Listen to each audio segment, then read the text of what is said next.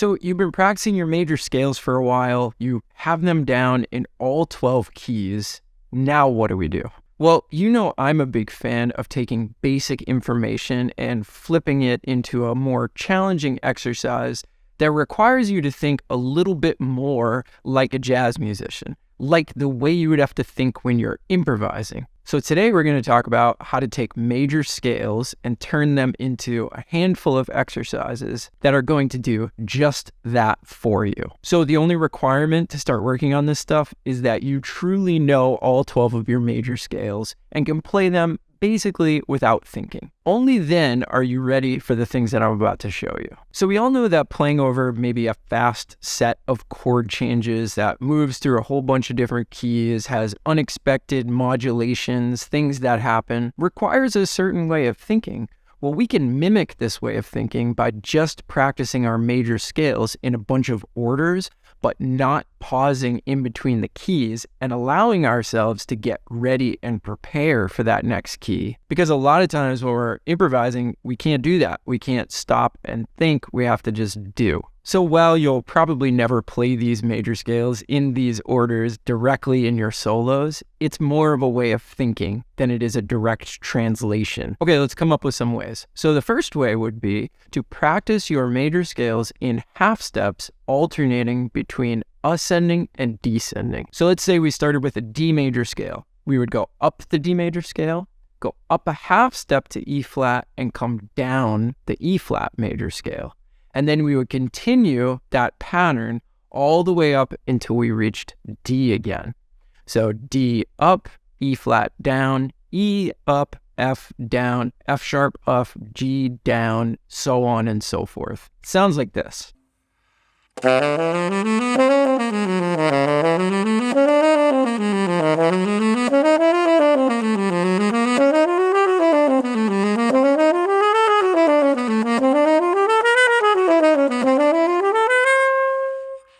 Now, of course, if we're going to do it up, we also want to do it down, but let's reverse the keys. So every scale that we were playing ascending, let's play descending now, and vice versa. So now we would start on D, come down, go to C sharp, up, C down, B up, B flat down, A up, so on and so forth until we got back to D. Let's see what that sounds like.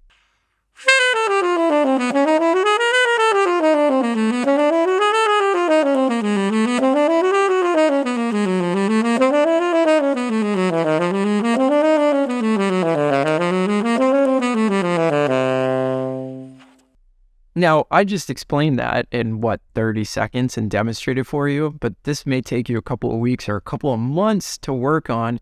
I suggest starting it really, really, really slowly and then working it up to an acceptable tempo before you move on to anything else. Can you see how this would develop a lot of flexibility? And think about what two keys that are a half step apart are next to each other. They're the complete opposite of each other. So if you're like me and you play the saxophone, you know that D feels a lot different than E flat. And to be able to just, boom, go from one key to the other without stopping and thinking, that requires an airtight knowledge of those major scales. It's good for your fingers, it's good for your brain, it's good for your ears, it's good for everything. All right, so while that's the most basic way to do it, and you should work on that before you go on to anything else, let's talk about another couple of ideas of how you could run this out to the end of its logical course. So what if I took the same idea, one scale ascending, a different scale descending, but now I did it in whole steps.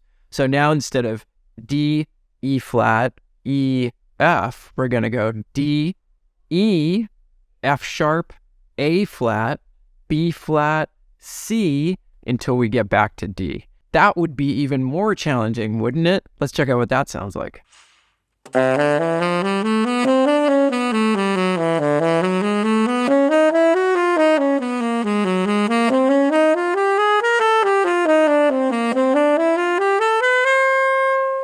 And of course, now you have to do the opposite, descending.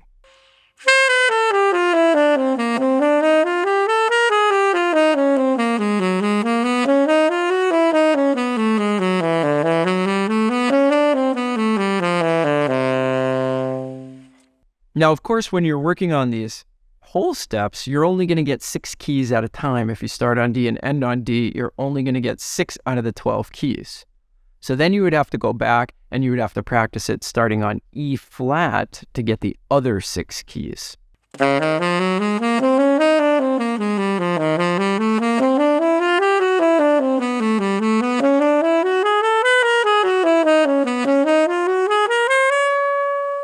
And of course, now we need to do that descending.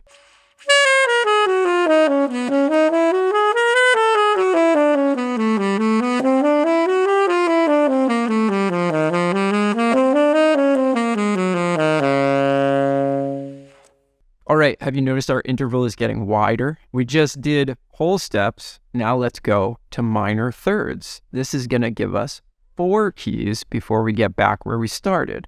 So it'll be D, F, A flat, B, and then we're back on D.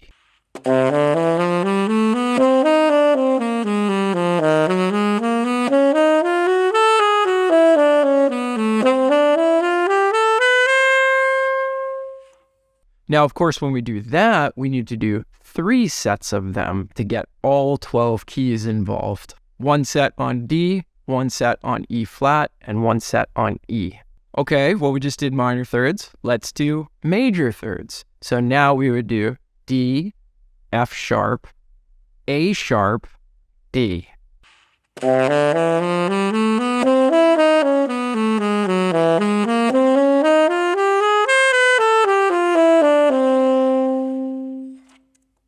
Now that we're dealing with major thirds, we know that we need to do 4 sets of these before we get back to where we started. D, E flat, E, and F. All right, so now let's make our major third a fourth, and we're going to go around the circle of fourths. So it will be D, G, C, F, B flat, E flat, and so on and so forth. And the beauty of this one is just like half steps where we can get through all 12 keys without having to stop and start somewhere else, because the circle of fourths will run us right back into the key that we started in, just like half steps.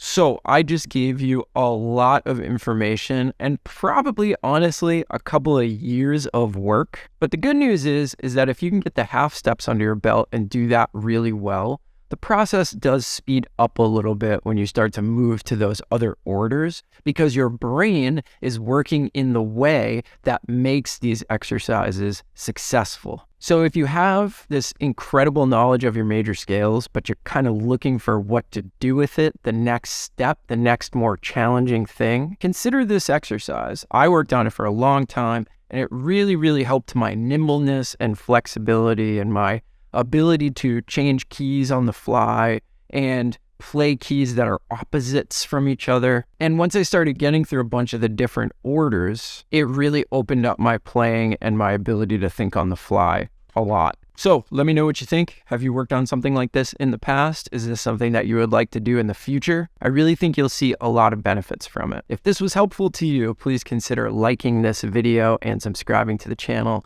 That really helps us get out to more musicians just like you that are looking to get better at all of their skills. And most of all, just want to thank you as always for taking the time to watch this video.